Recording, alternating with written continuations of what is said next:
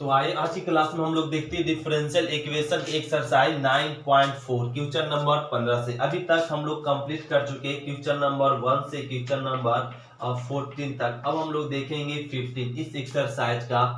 तो question number 15 क्या करा ना, ये हम लोग क्या देख रहे थे कि ये इक्वेशन में क्या है ना, बड़ा सिंपल था। ये फर्स्ट लेक्चर में इस एक्सरसाइज के लिए क्या समझाया गया था उसको थोड़ा सा समझते हैं। D Y D X plus Y equal to 0। अगर किसी प्रकार का डिफरेंशियल इक्वेशन दिया हुआ हो, अगर ये डिफरेंशियल इक्वेशन दिया हुआ और कह रहा है इस डिफरेंशियल इक्वेशन का व्यापक हल ज्ञात कीजिए या इसको सॉल्व कीजिए, तो हल करें। तो किसी भी डिफरेंशियल इक्वेशन को सॉल्व करने का 4 स्टेप है। कितना स्टेप है? 4 स्टेप है। यही सारा स्टेप हर एक डिफरेंशियल इक्वेशन को सॉल्व करने में यूज किया जाता है। पहला स्टेप क्या होता है कि फंक्शन को दो पार्ट में डिवाइड करना। फंक्शन को दो पार्ट में डिवाइड करना, दो पार्ट में डिवाइड कर लिए। दूसरा स्टेप होता है अब डी बाई डी को अलग कर देना और डी एक्स को अलग कर देना, डी एक्स को और डी बाई को अलग कर दी। तीसरा स्टेप होता है बाई वाला टर्म को डी बाई तरफ कर देना और एक्स वाला टर्म को डी एक्स के तरफ कर देना। ये तीसरा स्टेप। चौथा स्टेप होता है जब अलग अलग हो जाए तो दोनों तरफ इंटीग्रेशन का सिंबल लगा देना। दोनों तरफ क्या कर देना? इंटीग्रेशन का सिंबल लगा देना। ये इंटीग्रेशन का सिंबल लगा दी। अब इंटीग्रेट कर दीजिए। 1/y का इंटीग्रेट हो जाएगा लॉग मॉड में बाई और बराबर में इसका इंटीग्रेशन हो जाएगा माइनस में लॉग मॉड एक्स, अब प्लस में हो जाएगा लॉग सी। यदि सारा लॉग में आ रहा है तो कांस्टेंट भी क्या में होना चाहिए? लॉग में। तो लॉग बाई, तो ये हो जाएगा लॉग एम, माइनस वाला इधर आ जाएगा तो प्लस में लॉग मॉड एक्स बराबर में log c. Log m plus log n, तो ये हो जाएगा log m into n log c. Log log cancel, तो बाई एक्स बराबर ये हो गया आंसर। तो इस डिफरेंशियल इक्वेशन का एस सॉल्व हो गया। तो इस तरीके से फिर से रिपीट, डिफरेंशियल इक्वेशन को सॉल्व करने के लिए 4 स्टेप है। फर्स्ट स्टेप फंक्शन को दो पार्ट में डिवाइड करना। किसी भी प्रकार का डिफरेंशियल इक्वेशन हो, फंक्शन को दो पार्ट में डिवाइड करेंगे। उसके बाद डी बाई अलग कर देंगे और डी एक्स अलग कर लेंगे। उसके बाद हम लोग को थर्ड स्टेप में क्या करते हैं, बाई वाला टर्म को डी बाई तरफ कह लेते और एक्स वाला टर्म को डी एक्स तरफ, ये कह लिए। फोर्थ स्टेप करते हैं जब अलग अलग हो जाए दोनों तरफ इंटीग्रेशन का सिंबल लगा के इंटीग्रेट करते हैं। यही होता है डिफरेंशियल इक्वेशन को सॉल्व करने का रूल। आइए क्वेश्चन नंबर हम लोग देखते हैं क्या ना। अब 15 क्या कर रहा है? 15 बड़ा सिंपल वाला बात कर रहा है। 15 ध्यान देंगे, क्वेश्चन नंबर 15 कर रहा है कि बिंदु 0 0 से गुजरने वाले ऐसे वक्र का समीकरण ज्ञात कीजिए जिनका अवकल समीकरण ए दिया हुआ है। अवकल समीकरण बाई डैश बराबर e to the power x into sine x, ये दिया हुआ और बिंदु दिया हुआ। बिंदु क्या दिया हुआ ना? 0 0, ये दिया हुआ और ये करा। इसका क्या ज्ञात कीजिए कि मतलब वक्र का समीकरण ज्ञात करने के लिए इसका समीकरण डिफरेंशियल इक्वेशन से क्या ज्ञात करना? समीकरण। तो ये बाई डैश को लिख सकते हैं ऐसे d y by D x, y dash को ही तो बोलते d y by D x, और ये हो जाएगा e to the power x sine. तो इस डिफरेंशियल इक्वेशन को सोल्व करने के लिए पहला स्टेप होता है फंक्शन दो पार्ट में, वो फंक्शन दो पार्ट में है। पहला स्टेप क्लियर है। दूसरा स्टेप क्या होता है? डी बाई को अलग कर देना, डी बाई को अलग कर देना और डी एक्स को अलग कर देना, दूसरा स्टेप हो गया। थर्ड स्टेप होता है बाई वाला टर्म को डी बाई तरफ कर देना, एक्स वाला टर्म एक्स वाला टर्म डी तरफ है। तो चौथा स्टेप होता है दोनों तरफ क्या लगा देना? इंटीग्रेशन का सिंबल। अब इसका इंटीग्रेशन तो हो जाएगा बाई और इसका इंटीग्रेशन क्या होगा? तो इसका इंटीग्रेशन इसको रहने दीजिए e to the power x into sine x जिस रहने दीजिए। अब यहां से इंटीग्रेट कर दे, ध्यान देंगे ये इंटीग्रेशन बैठ गया u इंटू वी पे, तो u को ना कांस्टेंट में रखेंगे, v का इंटीग्रेशन, तो साइन का इंटीग्रेशन क्या हो जाएगा? माइनस में cos x, इसका इंटीग्रेट हो गया। अब माइनस में इंटीग्रेशन का सिंबल u का dc, तो e पर पावर x का डिफरेंशिएट e के पावर x, साइन का इंटीग्रेशन क्या हो जाएगा? माइनस, तो माइनस माइनस प्लस में cos dx लिख दिए। एक बार डिफ्रेंशिएट हो गया तो यहाँ पे लिख लेंगे बाई बराबर में माइनस ई के पावर एक्स कॉस एक्स। फिर से यू इंटू भी बन चुका है तो फिर से यू इंटू भी यूज करेंगे तो ए यू आए भी, तो यू को कांस्टेंट में रखेंगे, भी का इंटीग्रेट करेंगे, इसका इंटीग्रेट माइनस इंटीग्रेशन का सिंबल। अब कि इसका डिफरेंशिएट और इसका इंटीग्रेट, और ये हो जाएगा साइन एक्स डीएक्स, ये इंटीग्रेट कर ले। तो यहाँ से देखे तो बाई बराबर में ये दोनों में ई पर पावर एक्स कॉमन है, पहले साइन को लिख दे, फिर किसको लिख दे माइनस में कॉस एक्स को लिख दे माइनस। ये देखे तो आपका क्वेश्चन लौट आया नहीं, ये देखे तो ये आ गया, इतना बराबर क्या लिख सकते हैं समीकरण फर्स्ट से ए बाई लिख सकते हैं। तो बाई और इन्हें आकर बाई में क्या हो जाएगा जुड़ जाएगा तो मिल जाएगा 2 बाई बराबर में अब प्लस में सी तो जुड़ेगा ही, ई पर पावर एक्स और साइन एक्स माइनस में कॉस एक्स प्लस में सी। अब 2 को ना डिवाइड में क्या लेंगे, बाई बराबर ई पर power x sine x minus में कॉस एक्स प्लस में सी। अब इसको समीकरण सेकेंड समझ ले और कह रहा ना बिंदु दिया हुआ 0 0, तब हम लोग क्या करेंगे एक्स बाई के जगह पे 0 हो जाएगा, एक्स के जगह पे 0, साइन के जगह पे 0, कॉस मतलब एक्स के जगह पे 0 प्लस में सी। ये 0 आ गया, किसी भी संख्या के पावर 0 भेलो 0 -1 और प्लस में सी, -1 इधर आ जाएगा, प्लस में 1 आ जाएगा, सी का वैल्यू आ गया 1।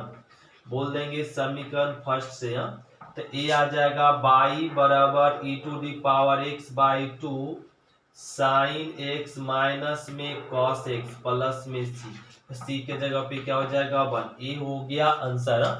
तो इस डिफरेंशियल अब कल समीकरण का वक्र समीकरण क्या हो गया, बाई बराबर ई पर power x by 2 sine x minus cos x plus में 1।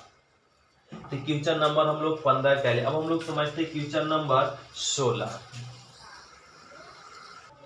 तो क्वेश्चन नंबर 16 समझेंगे क्या कराना, वक्र समीकरण x by d y by D x के बिंदु से गुजरने वाला वक्र ज्ञात कीजिए। ये ना बड़ा सिंपल है, इसको क्या कह लें सॉल्यूशन में क्या गिवन है अवकल समीकरण x by d Y D x, ये गिवन है और बराबर में x प्लस में 2 और बाई प्लस में 2 ये दिया हुआ, और बिंदु क्या दिया हुआ ना बिंदु भी लिख ले, एक क्वेश्चन में दिया हुआ बिंदु 1 -1 से गुजरने वाले वक्र ज्ञात करना है। तो ये डिफरेंशियल इक्वेशन आ गया। इस डिफरेंशियल इक्वेशन को सॉल्व करने के लिए फंक्शन को 2 पार्ट में होना चाहिए। क्या 2 पार्ट में है, एस 2 पार्ट में है, तो डी बाई को अलग कह ले और डी एक्स को अलग कह ले। ये डी बाई डी एक्स अलग हो गया, बाई वाला टर्म को डी बाई तरफ करना होता है, बाई वाला टर्म को डी बाई तरफ कह लेंगे और x वाला टर्म को डी एस तरफ कह लेंगे। ये कह लिए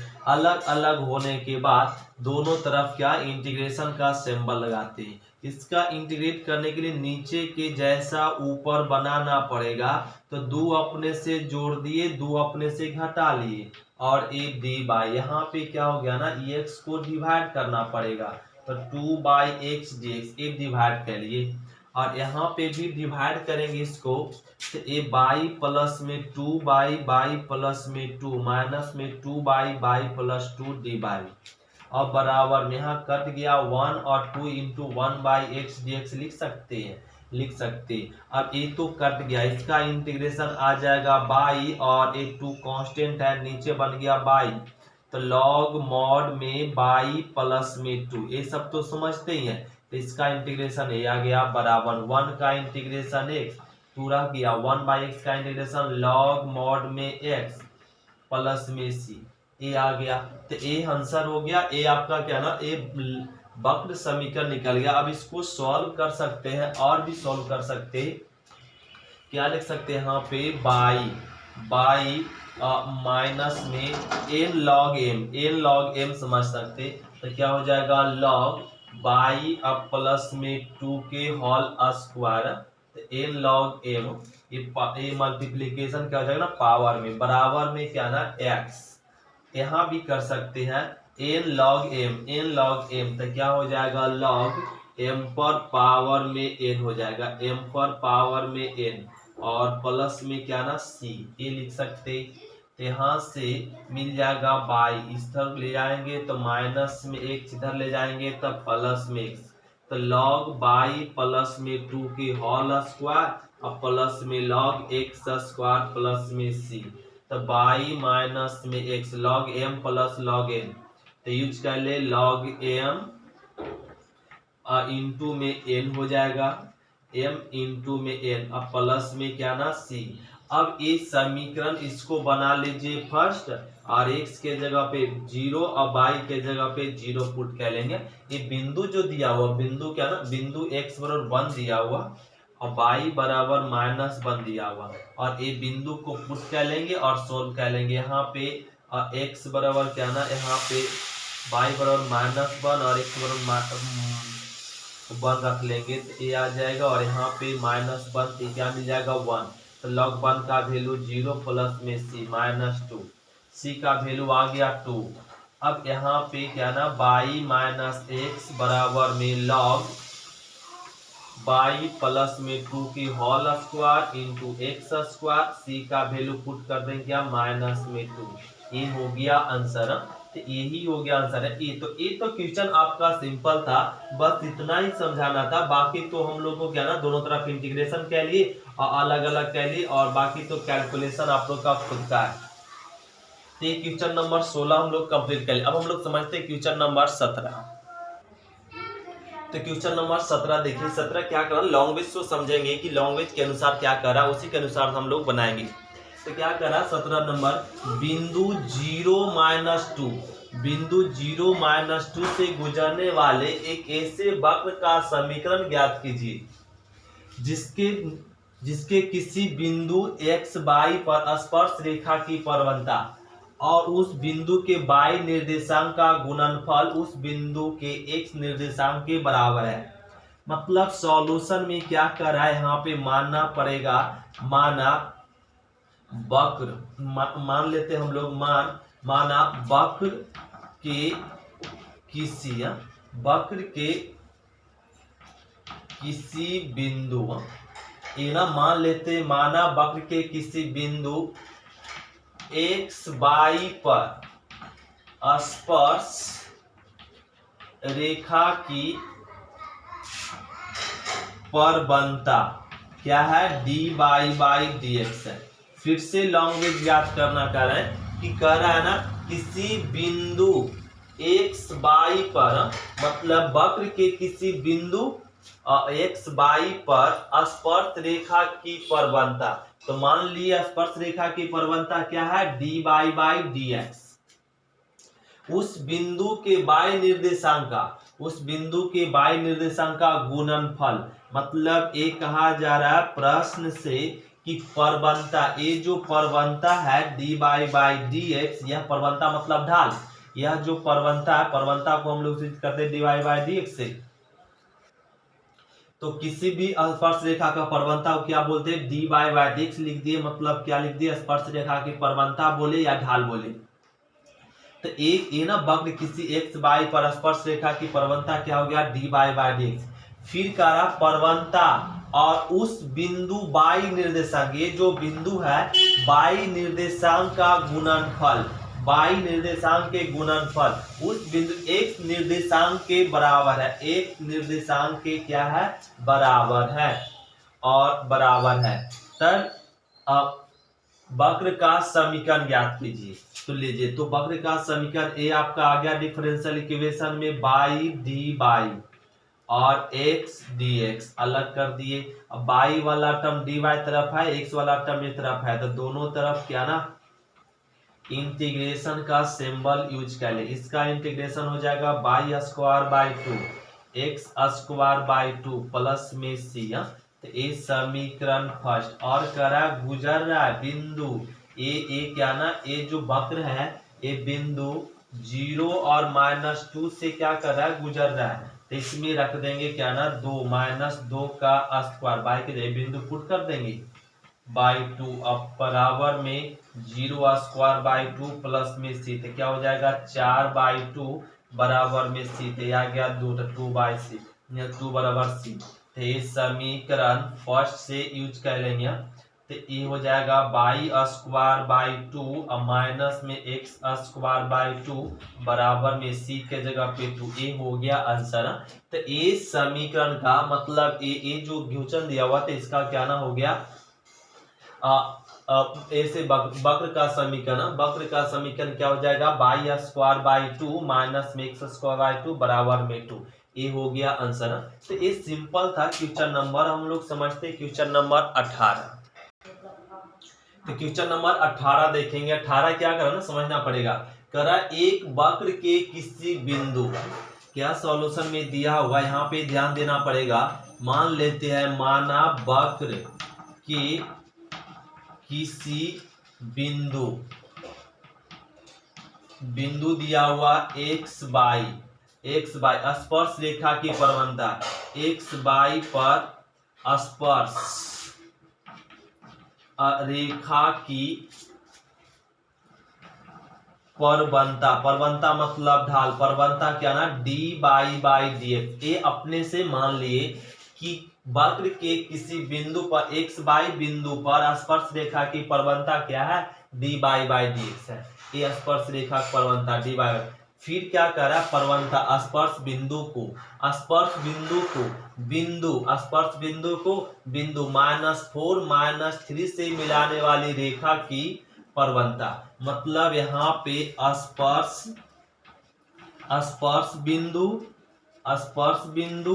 और बिंदु स्पर्श बिंदु और बिंदु -4 और -3 को मिलाने वाली रेखा का प्रवणता। तो रेखा का प्रवणता क्या होता है ना यहाँ पे ध्यान दे। दो बिंदु मतलब यहाँ पे आपको यहाँ पे समझा दे। दो बिंदु ये आपका बिंदु x बाई स्पर्श रेखा की बिंदु है और एक बिंदु दिया हुआ क्या ना -4 और -3 और -3। ये दोनों बिंदु को मिलाने वाली रेखा का ढाल क्या करा स्पर्श बिंदु और बिंदु इतना को मिलाने वाली रेखा का प्रवणता। तो दो बिंदु को मिलाने वाली रेखा का प्रवणता का फॉर्मूला होता है y1 माइनस y2 बटा में x1 माइनस में x2। तो दो बिंदु को मिलाने वाली रेखा का ढाल क्या होता है y1 माइनस y2 बटा में x1 माइनस x2। तो यहाँ पे प्रवणता का ढाल क्या लगा लेंगे बाई। स्पर्श बिंदु क्या है ना आपका ऑलरेडी है x बाई। तो बाई माइनस में y1 बटा में x माइनस x और x1 क्या हो जाएगा x2 क्या हो जाएगा माइनस में 4। तो -4। तो ये तो फॉर्मूला यूज करिए। दो बिंदु को मतलब स्पर्श रेखा x बाई है और एक बिंदु ये दिया हुआ करा दोनों बिंदु को मिलाने वाली रेखा की प्रवणता। तो यहाँ पे रेखा की प्रवणता क्या निकाल लिए इस फॉर्मूला पे। प्रवणता का ढाल निकालने के लिए फॉर्मूला होता है क्या ना ढाल बोलिए या प्रवणता बोलिए एक ही बात है। तो ढाल निकालने के लिए क्या फॉर्मूला था y1 माइनस y2 बटा x1 माइनस x2। तो एक फॉर्मूला से इस पॉइंट को रख लिए तो ये निकल गया प्रवणता। क्या निकल गया प्रवणता। अब हम लोग को क्या करा प्रश्न से ध्यान देंगे। प्रश्न से ये हम लोग मिलाने वाली रेखा की प्रवणता की दुगनी है। रेखा की प्रवणता क्या है दुगनी है। मतलब यहाँ पे जो कह रहा है स्पर्श रेखा की ढाल और इस रेखा दोनों बिंदु को मिलाने वाली रेखा की ढाल का क्या है दुगनी है। तो y प्लस में 3 बटा में x प्लस 4 का क्या है दुगना है। यदि वक्र बिंदु -1 से गुजरता हो तो इस वक्र का समीकरण ज्ञात कीजिए। तो अब इसका हम लोग क्या ज्ञात कर लेंगे समीकरण ज्ञात कर लेंगे। जब बिंदु किससे गुजरता हो -2 और 1 से। तो ये हम लोग को हो गया। अब यहाँ से इसका क्या ना डिफरेंशिएट इंटीग्रेट कर लेंगे। जैसे में यहाँ पे क्या ना डी बाई और यहाँ पे हो जाएगा 2 बाई प्लस में 3 और x प्लस में 4 dx। क्या कह लिए यहाँ पे dx को अलग कर डी बाई अलग कर लिए और dx अलग कर लिए। तो बाई वाला टर्म को डी बाई तरफ भेज देते। तो बाई प्लस में 3 डी बाई और 2 बाई एक्स प्लस में 4 dx। तो अलग अलग होने के बाद इंटीग्रेशन का सिंबल, तो इसका इंटीग्रेशन हो जाएगा लॉग मॉड बाई प्लस में 3, इसका इंटीग्रेशन हो जाएगा लॉग मॉड x प्लस में 4, अब प्लस में क्या आ जाएगा ना, प्लस में आ जाएगा लॉग मॉड c। तो फिर से रिपीट करते, क्या कह रहा था कि हम लोग मान लिए वक्र की स्पर्श किसी बिंदु x y पर स्पर्श रेखा की प्रवणता को dy बाई dx, फिर कह रहा स्पर्श बिंदु और बिंदु इतना को मिलाने वाली रेखा की प्रवणता। तो हम लोग स्पर्श बिंदु और इतना बिंदु, स्पर्श बिंदु और इस बिंदु को मिलाने वाली रेखा की प्रवणता निकाली, इस फॉर्मूला पे बिंदु को बैठा दी, ये आ गया। फिर करा प्रश्न कि स्पर्श रेखा की प्रवणता और ये दोनों बिंदु को मिलाने वाली रेखा की प्रवणता क्या है, दुगनी है, तो दुगनी लिख दिए। और अब दुगनी लिख दिए तो इसको क्या ना, ये डिफरेंशियल इक्वेशन के फॉर्म आ गया, तो इसको सॉल्व कर लिए, तो ये हो जाएगा लॉग में बाई प्लस में 3, log Y plus N log M, तो क्या हो जाएगा लॉग x प्लस में 4 के होल स्क्वायर, अब प्लस में लॉग c, ये आ गया। तो अब यहाँ पे log m plus log n use कर सकते, क्या रफ कर सकते, इसको यहाँ से रफ कर लेते हैं। अब ध्यान दे, इसको यूज कर लेंगे हम लोग यहाँ पे लॉग बाई प्लस में 3 और log m plus log n समझे, तो ये हो जाएगा लॉग x प्लस में 4 के होल स्क्वायर इंटू सी, लॉग लॉग कैंसिल, तो मिल जाएगा यहाँ पे बाई प्लस में 3 बराबर में बाई प्लस में 3 अब बराबर में x प्लस 4 के होल स्क्वायर इंटू सी। इसको समीकरण फर्स्ट बना ले और बिंदु किससे पास हो रहा है, -2 1 से बिंदु पास हो रहा है, ये बिंदु को इसमें पुट कर देंगे तो किसका मान निकलेगा, सी का, और फिर इसमें पुट कर देंगे, ये हो जाएगा आंसर। तो इतना से आप लोग खुद से कह लेंगे, बिंदु पुट कर लेंगे तो सी का मान निकलेगा, फिर सी का मान समीकरण फर्स्ट में पुट कर लेंगे। तो ये क्वेश्चन नंबर आप लोग को कंप्लीट हो गया, कौन सा, क्वेश्चन नंबर 18। अब हम लोग समझते हैं क्वेश्चन नंबर 19। तो ध्यान देंगे क्वेश्चन नंबर 19 ध्यान देना पड़ेगा और समझना पड़ेगा इसको ध्यान से। क्या करा 19 में कि एक गोलाकार गुब्बारे का आयतन, यहाँ पे क्या करा ना, एक गुब्बारा, सॉल्यूशन में ध्यान लेंगे, पहले मान लेते हैं, माना गोलाकार गुब्बारे का आयतन को भी, गुब्बारे के आयतन को क्या मान लेते हैं भी, और इसके त्रिज्या को क्या मान लेते हैं r, तो गुब्बारे के आयतन को भी मान ले, त्रिज्या को r।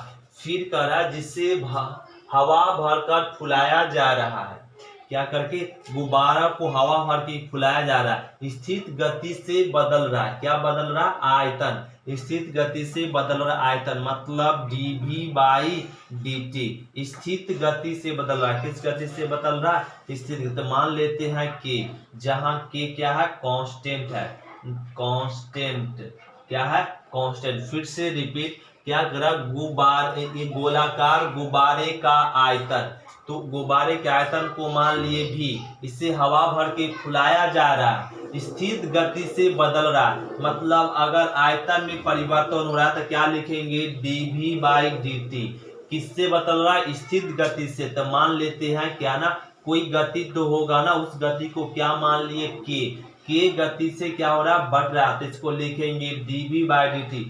v में परिवर्तन हो रहा है, मतलब dv बाई dt लिखा जाएगा, क्योंकि ये लैंग्वेज आपका आया हुआ है आपका क्या ना, एक रेट मेजर से एक्सरसाइज हम लोग को क्या ना, फर्स्ट वॉल्यूम में पढ़ने का था, अब फर्स्ट वॉल्यूम में था डिफरेंशियल इक्वेशन के बाद रेट मेजर में आयतन में परिवर्तन को क्या लिखते हैं, dv बाई dt, किस रेट से बढ़ रहा है, स्थिर गति से बदल रहा है, मान लेते हैं k क्या है, कांस्टेंट, एक नियत से बढ़ रहा है, k से बढ़ रहा है।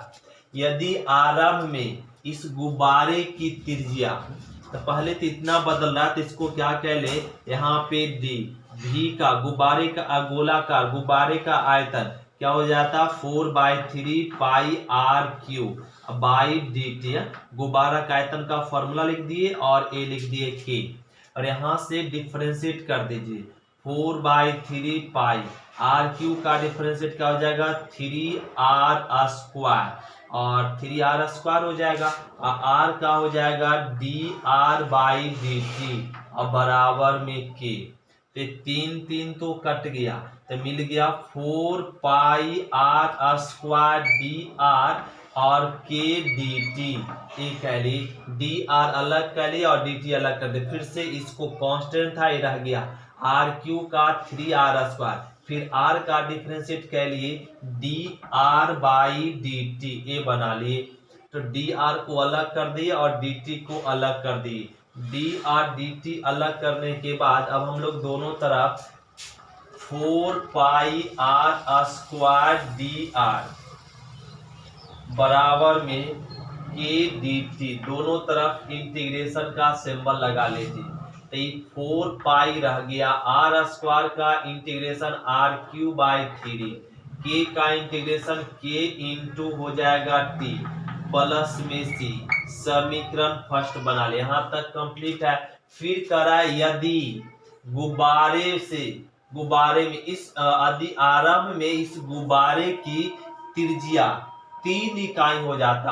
आरंभ में मतलब शुरू में उस समय क्या होगा जब टाइम क्या होगा 0 कोई टाइम नहीं होगा उस समय गुब्बारे की त्रिज्या कितना था 3 इकाई था।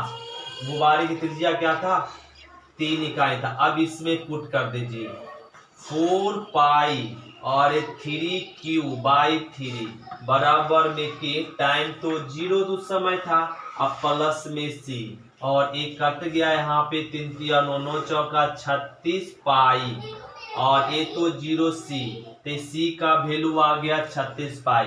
फिर कह रहा है जब और 3 सेकेंड बाद t मतलब टाइम 3 सेकेंड बाद क्या हो रहा है 6 इकाई हो जाता है। क्या त्रिज्या 6 इकाई हो जाता है। तो t सेकेंड बाद उस गुब्बारे की त्रिज्या क्या होगा। तो यहाँ पर एक टाइम दे दिया t तो ये समीकरण में पुट कर देंगे।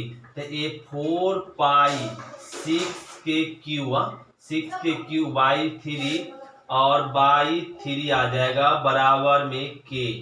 t का वैल्यू रख दीजिए 3 और प्लस c का वैल्यू रख देंगे 36 पाई।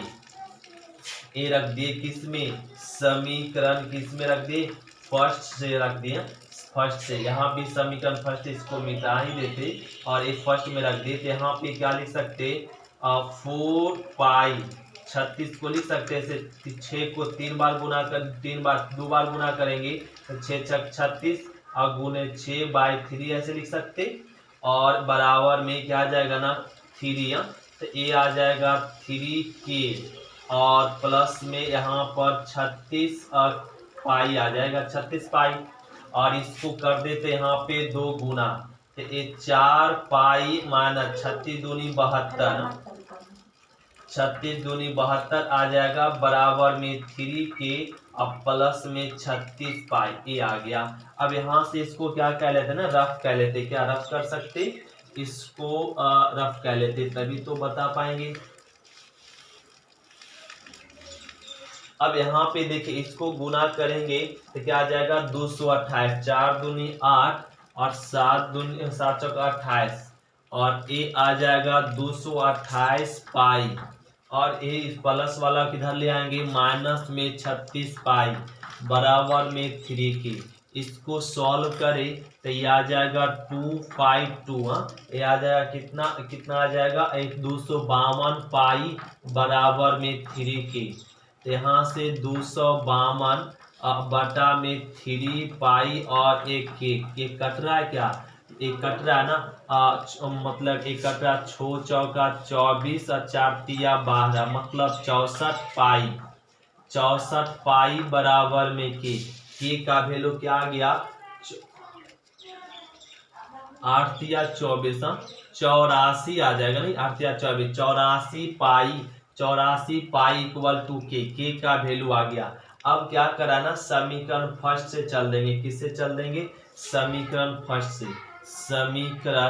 फर्स्ट से हम लोग चल देंगे। समीकरण फर्स्ट में क्या ना यहाँ पे हो जाएगा 4 पाई आर क्यू बाई 3 बराबर में के का वैल्यू आप पुट कर दे 84 पाई इंटू टी अब प्लस में सी का वैल्यू कितना हो जाएगा, सी का वैल्यू फाइंड कर चुके हैं 36 पाई, नहीं सी का वैल्यू क्या रख देंगे 36 पाई, ए कर दे।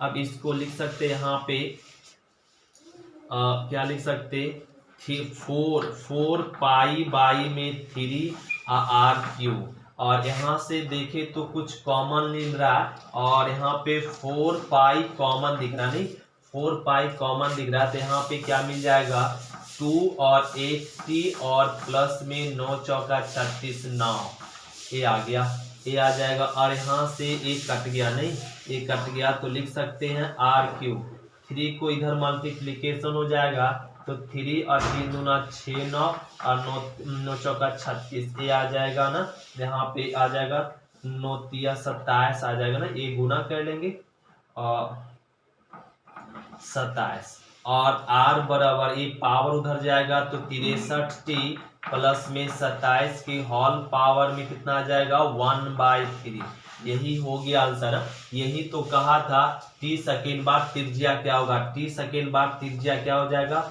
63t प्लस में 27 की होल पावर 1/3, ये हो गया आंसर। तो यही हम लोग का करा था क्वेश्चन नंबर क्या ना हम लोग का कंप्लीट कैले क्या ना 19। अब हम लोग समझते क्वेश्चन नंबर 20। तो क्वेश्चन नंबर हम लोग 20 समझेंगे। 20 क्या करा ध्यान से समझना पड़ेगा। 20 के जैसा आप लोग का 21 है, जैसे अभी 19 देखे उसी प्रकार से 20 है, इसमें कोई अंतर नहीं, बस थोड़ा सा लॉन्ग में चेंज कर दिया गया।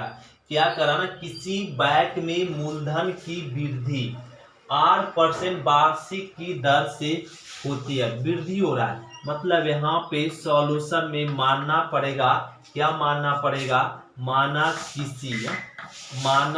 किसी समय में, किसी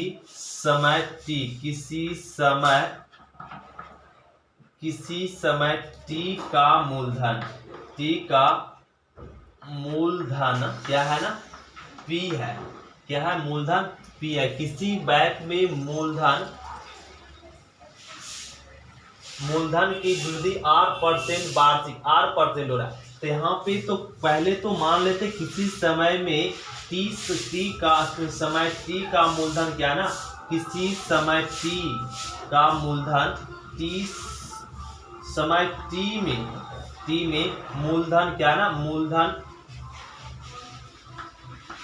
मान पी है, ये हम लोग समझ लेते।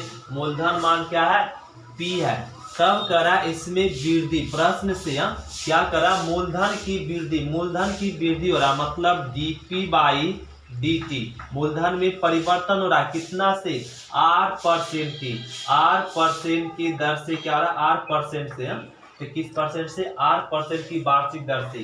तो ये मूलधन को फीस मान लिए, मूलधन मान को फी, और इस मूलधन मान में परसेंट कितना परसेंट हो रहा है 8%, तो 8% को लिख देते हैं r/100, तो मूलधन में परिवर्तन हो रहा है कितना से 8% से लिख दिए। और इसको लिख सकते हैं ऐसे dp और PR/100 और dt, ये लिख दिए और ये लिख दिए। अब यहाँ से क्या करें p वाला टर्म को dp तरफ कर लेंगे और r वाला टर्म को, और यहाँ पे ये dt हो गया इधर।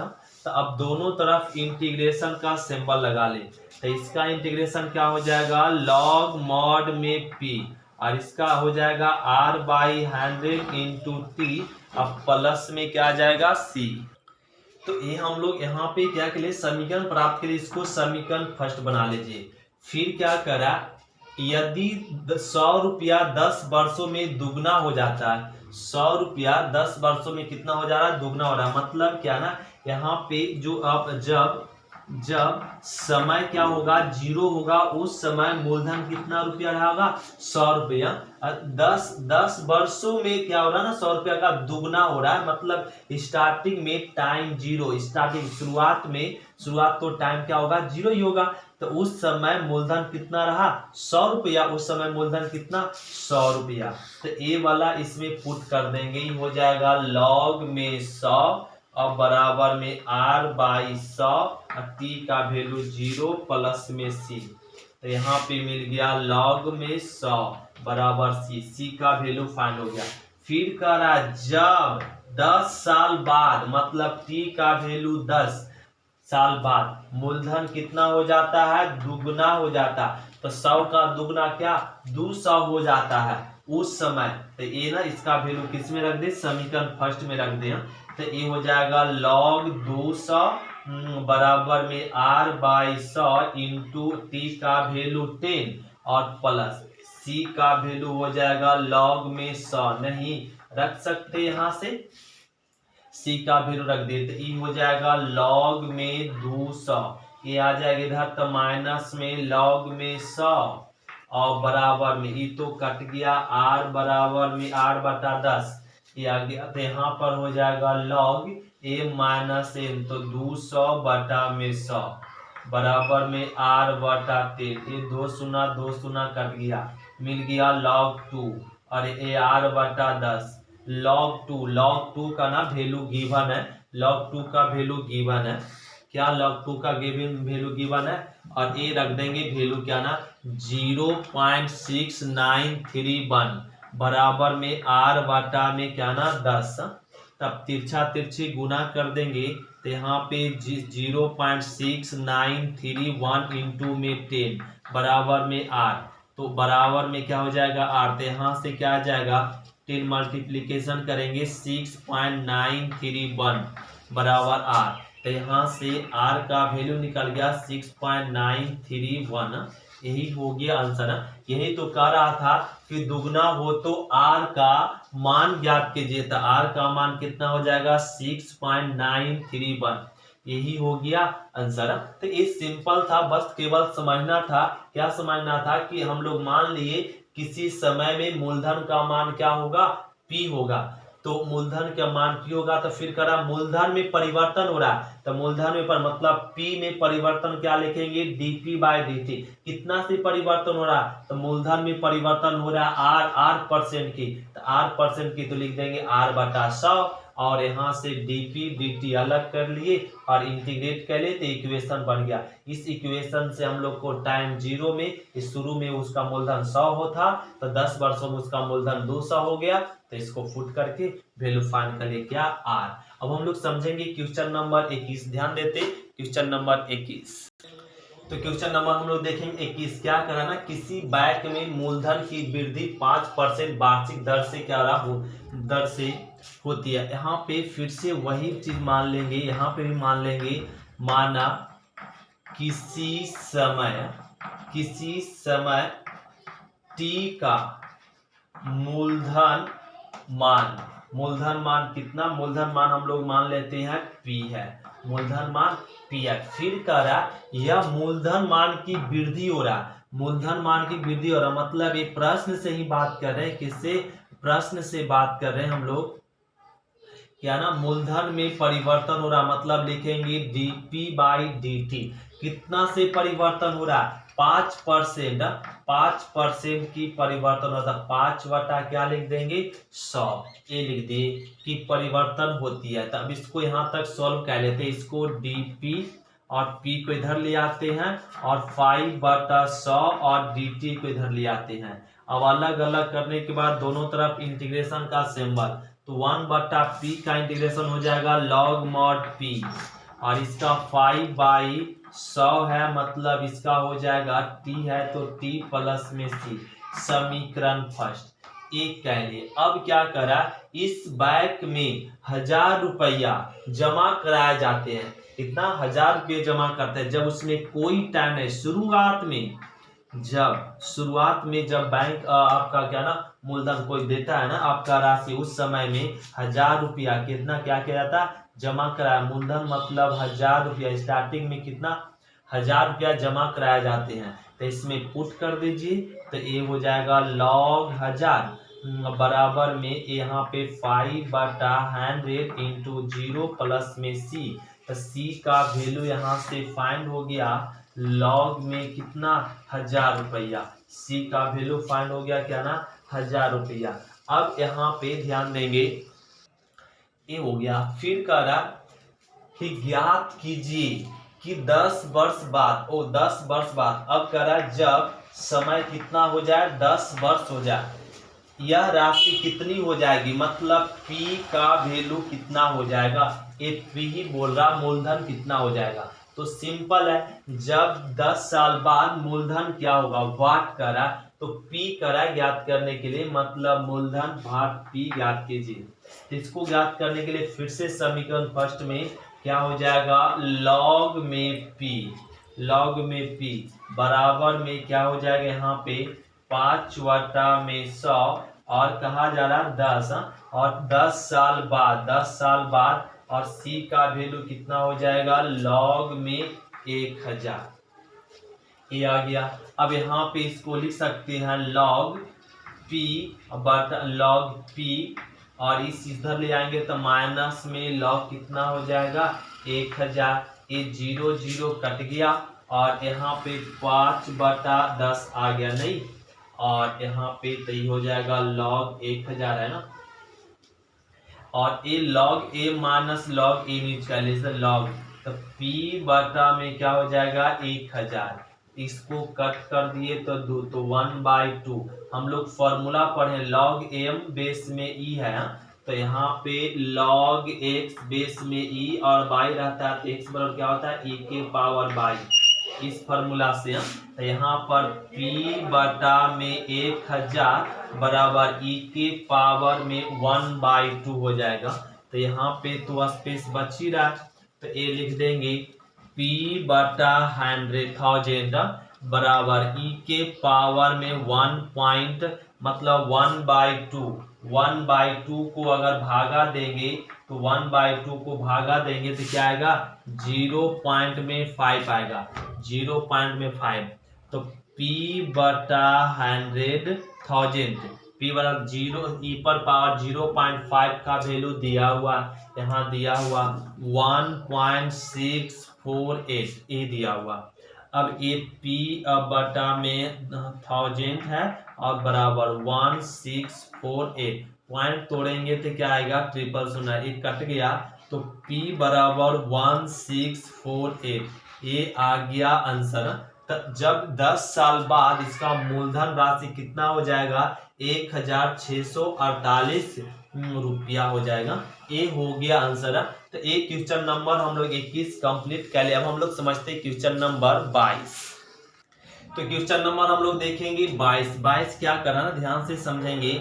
करा किसी जीवाणु समूह में जीवाणुओं की संख्या कितना, 1 लाख है, यहाँ पे 51,000 लाख, 1 लाख है। 2 घंटे में इनकी संख्या 10% की वृद्धि होती है। कितने घंटों में जीवाणुओं की संख्या 2 लाख हो जाएगी यदि जीवाणुओं की वृद्धि की दर उसके उपस्थित संख्या के समानुपाती हो। यहाँ पे क्या करना पड़ेगा, हम लोग को मानना पड़ेगा, माना किसी समय t में जीवाणुओं की संख्या, मतलब बैक्टीरिया की संख्या, जीवाणुओं की संख्या को क्या मान लेते हैं, यहाँ पे जीवाणुओं की संख्या को मान लेते हैं, यहाँ पे क्या जीवाणु की संख्या को मान लो, अब P मान लेते, जीवाणु की संख्या को क्या मान लेते हैं, P। कितना जीवाणु है, P जीवाणु है। अब इसमें करा इसके उनके उपस्थित संख्या के समानुपाती, यदि जीवाणुओं की वृद्धि की दर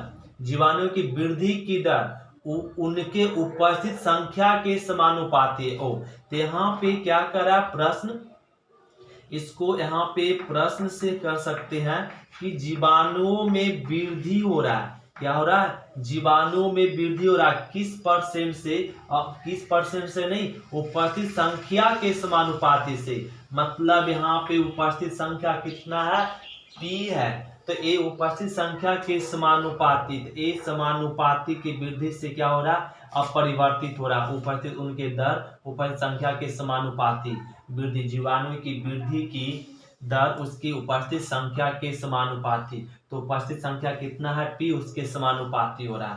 तो इसको लिख सकते हैं ऐसे dP बटा dt dp बटा dt इक्वल टू kp, और यहाँ पर k क्या है, k कांस्टेंट है, k क्या है, कांस्टेंट है।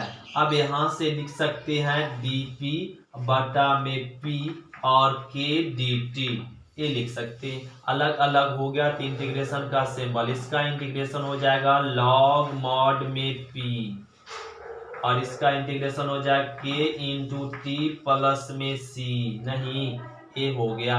तो इसको समीकरण क्या बना ले, फर्स्ट इसको ना यहाँ पे लॉग में c, कांस्टेंट को लॉग में लीजिए, क्या में ले लीजिए, लॉग में c, कांस्टेंट को ले लीजिए लॉग में, तो ये आ जाएगा लॉग p बराबर में kt है, इसका इंटीग्रेशन क्या हो जाएगा kt, अब प्लस में c, तो कांस्टेंट को क्या में ले लिए, लॉग में ले लिए। अब यहाँ पे ध्यान दे, क्वेश्चन क्या करा, यहाँ तक कह लिए, फिर करा कि जीवाणु की संख्या 1 लाख है, 1 लाख है, मतलब इसमें कोई टाइम नहीं है। जब शुरुआती के समय में जब कोई समय नहीं होगा, उस समय में टाइम 0 होगा, उस समय में बैक्टीरिया की संख्या कितना है, 1 लाख है, कितना है, 1 लाख है।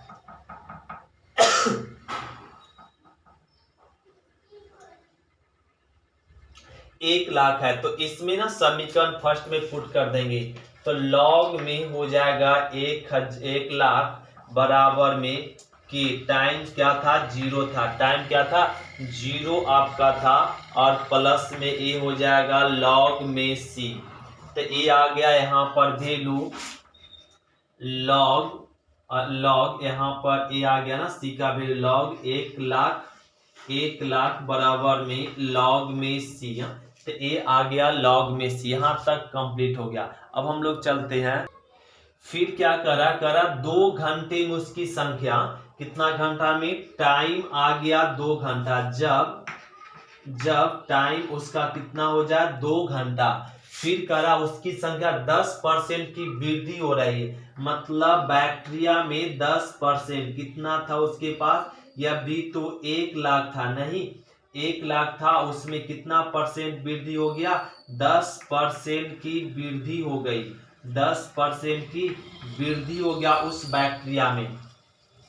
तो ये 1 शून्य कट गया, और यहाँ से 1 शून्य कट गया, तो इसमें बैक्टीरिया की संख्या कितना हो जाएगा, यहाँ पर हो जाएगा 1,10,000 हो जाएगा, ये बैक्टीरिया की संख्या हो जाएगा इतना, 1,10,000, ये 2 घंटा में, मतलब 10% की वृद्धि में कितना हो जाएगा, 1,10,000 की वृद्धि हो जाएगी बैक्टीरिया, कितना घंटा में, दूसरे घंटा में, तो समीकरण फर्स्ट में पुट कर देंगे, तो ये हो जाएगा लॉग बैक्टीरिया की संख्या 2 घंटे में कितना हो जाएगा, 11, मतलब 1,11,10,000, 1,10,000 हो जाएगा, और बराबर में कितना समय लगा, 2 टाइम t लगा, 2 घंटा लगा, और प्लस में लॉग c का वैल्यू यहाँ पे हम लोग फाइंड कर चुके हैं, लॉग 1 लाख, कितना, 1 लाख लिख लेंगे, और यहाँ से हम लोग ये जानते हैं लॉग 1,10,000 माइनस में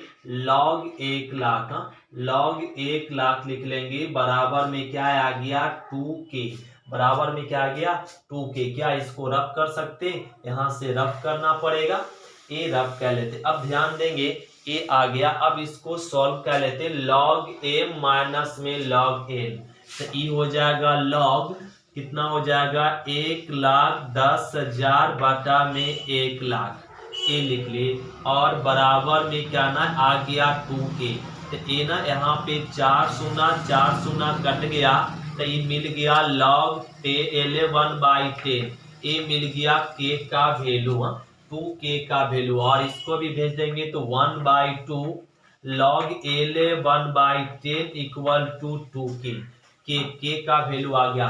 फिर करा इसमें ना क्वेश्चन में फिर से रिपीट क्वेश्चन को रफ कर दिए, क्या करा कि कितने घंटों में जीवाणु की संख्या, फिर करा जब कितने घंटों में जीवाणु की संख्या 2 लाख हो जाएगा, मतलब बैक्टीरिया की संख्या 2 लाख हो जाए, 2 लाख हो जाए, कितना समय, मतलब t बराबर टाइम, t पूछ रहा कितने समय में वृद्धि हो जाएगा, ऊपर से समानुपाती है, लो।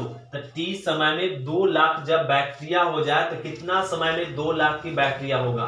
तो ये ना हम लोग मिटा दिए जी, यहाँ पे क्या ना लॉग पी बराबर में के टी प्लस में लॉग सी, ये समीकरण फर्स्ट को रहना देना पड़ेगा और ए वाला वैल्यू किस में रख दे, समीकरण फर्स्ट में। तो ये हो जाएगा लॉग 2 लाख, 2 लाख बराबर में के का वैल्यू तो रख ही सकते हैं 1/2 और लॉग 11/10 और टी कितना ना टी समय में और लॉग 100 लॉग ना सी और ये लॉग सी का वैल्यू कितना हो जाएगा लॉग 1 लाख। लॉग सी का वैल्यू हम लोग फाइंड कर चुके, 1 लाख लिख लेंगे, 1 लाख लिख लिए। तो यहाँ से क्या हो जाएगा ना लॉग, इसको दुलाने देंगे 2 लाख, 2 लाख माइनस में लॉग ए हो जाएगा 1 लाख, इधर आएगा तो 1 लाख हो गया और बराबर में 1/2 लॉग 11/10 टी। तो यहाँ से एक इसको तो आप रफ कर सकते हैं, तो ये आ जाएगा log m माइनस n, तो ये हो जाएगा यहाँ पे 2 लाख बटा में 1 लाख और m बराबर में 1/2 और log 11/10 इंटू में t। अब यहाँ से एक कट गया, तो क्या आ गया ना log में 2 आ गया, log में 2 अब बराबर में 1/2 और log 11/10 t आ गया। हम लोग को क्या निकालना है, टाइम निकालना है, टाइम। तो टाइम निकालने के लिए 2 को मल्टीप्लीकेशन कर दे, तो 2 log 2 क्या आ जाएगा 2 log 2 और यहाँ पे आ जाएगा बराबर में log 11/10 इंटू में टी, ये बटा में आ जाएगा 2 log 2 बटा में log 11/10 इक्वल टू टी। ये आ गया टाइम, ये आ गया टाइम, ये हो गया प्रूव्ड। तो ये टाइम कितना लगेगा 2 log 2 बटा log 11/2, कितना टाइम लगेगा, कब, जब 2 घंटा 2 लाख बैक्टीरिया हो जाएंगे। 2 लाख बैक्टीरिया होने के लिए कितना टाइम लगेगा 2 log 2 बाई log 11/10 टाइम लगेगा। ये हो गया क्वेश्चन नंबर हम लोग का क्या ना 22। अब एक क्वेश्चन कंप्लीट हो गया 22। अब हम लोग समझते क्वेश्चन नंबर 23 लास्ट है। तो क्वेश्चन नंबर 23 करा, इसका व्यापक हल बताइए। dy डी एक्स, तो e के पावर x इंटू e के पावर y लिख सकते और इसका कहा जा रहा व्यापक हल ज्ञात कीजिए। तो dy और dx को अलग कर लेंगे, अलग कर लिए, y वाला टर्म को dy तरफ कह लीजिए और x वाला तो dx तरफ है। ये अलग अलग होने के बाद इंटीग्रेशन का सिंबल ये ऊपर जाएगा e पर power minus y d by e to the power x d, इसका इंटीग्रेशन क्या आ जाएगा e to the power x plus c, इसका इंटीग्रेशन e के पावर माइनस बाई माइनस में और बराबर में e के पावर एक्स प्लस में सी। ऑप्शन के अनुसार से इसको मैच कर लेंगे, ऑप्शन के अनुसार से इसको मैच, तो इसको इधर ले आएंगे तो e के पावर एक्स माइनस और इधर आएगा तो प्लस में e के पावर माइनस बाई। अब c को इधर ले आइए, c आपका इधर आएगा तो माइनस हो जाएगा, तो कांस्टेंट है, कांस्टेंट निगेटिव हो या पॉजिटिव हो हमेशा क्या ना पॉजिटिव में ही रखेंगे आंसर। तो ये हो गया आंसर e के पावर एक्स प्लस, नहीं समझे यहाँ पे बात ऐसा है, क्या है ना ऐसा है कि a वाला इसको ऐसे समझा दे, क्या इसको इधर ले आएंगे तो माइनस में हो जाएगा e पर पावर x और माइनस में e के पावर माइनस बाई बराबर में क्या रह गया c रह गया। अब माइनस कॉमन लेके इधर भेज दीजिए, e के पावर x प्लस में e के पावर माइनस बाई और ये आ जाएगा माइनस में c। तो e के पावर x प्लस e के power minus y minus c को बड़ा कांस्टेंट लगा देंगे c। ये हो गया ऑप्शन आंसर।